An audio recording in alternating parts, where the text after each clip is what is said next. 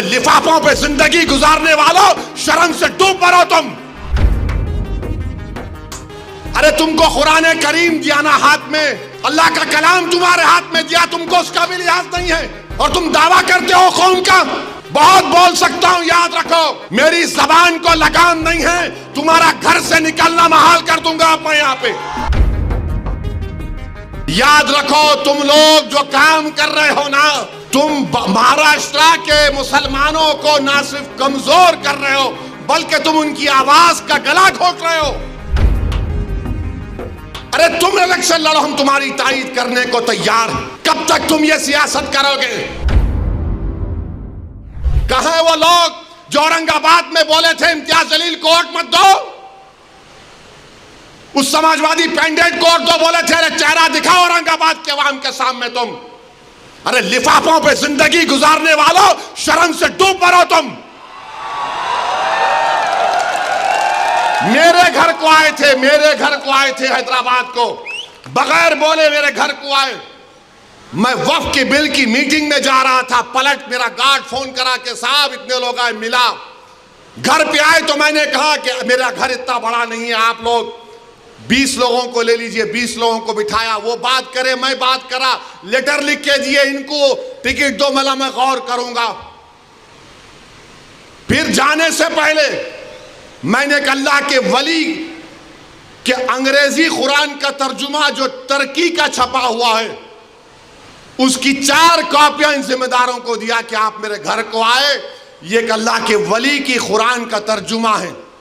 ایک ایک کے ہاتھ میں دیا تو اورنگ آباد جا کے بولے ہم گھر کو گئے تھے، ہمارے کو چائے تک نہیں پلائے۔ ارے آپ پہلے سے بول دیتے تو نان خلیہ کھلا دیتا میں آپ کو۔ میرے کو نہیں معلوم تھا کہ تم میرے گھر کو کھانا کھانے آ رہے۔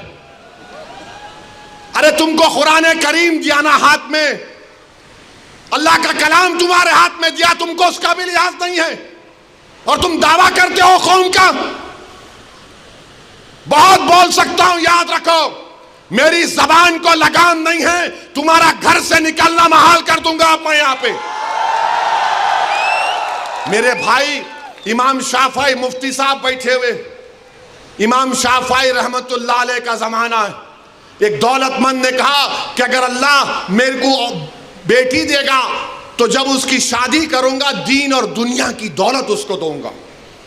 جب بیٹی کی شادی کا موقع آیا علماء کرام کے پاس گیا، علماء کرام نے کہا کہ نہیں تو نہیں دے سکتا، دین اور دنیا کی دولت تو کیسے دے گا، تیری قسم غلط ہو گئی۔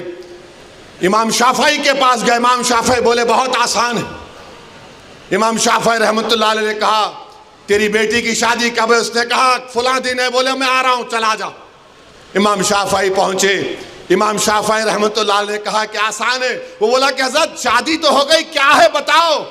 بولے قرآن اپنی بیٹی کو دے دے، دین اور دنیا کی دولت اس کو دے چکا، میں ان کو دیا، 4 قرآن دیا ان کو، اور بول کے دیا کہ آپ میرے گھر کو آئے، مجھے پتہ نہیں ہے، میں وکیلوں کی میٹنگ میں جا رہا تھا، پلٹ کر آیا آپ کے لیے، یہ قرآن کریم کا تحفہ آپ کو دے رہا ہوں۔ ارے تم کو اویسی سے مجلس سے نفرت ہے، مگر قرآن کریم کی تو عظمت کا تم لحاظ رکھ لیتے۔ میں یہ بات الیکشن میں بول سکتا تھا مگر خاموش بیٹھے رہا، مگر آج مجبوراً بولنا پڑ رہا ہے۔ یاد رکھو تم لوگ جو کام کر رہے ہو نا،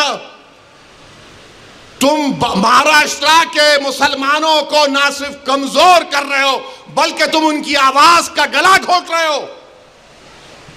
ارے تم الیکشن لڑو، ہم تمہاری تائید کرنے کو تیار ہیں، کب تک تم یہ سیاست کرو گے؟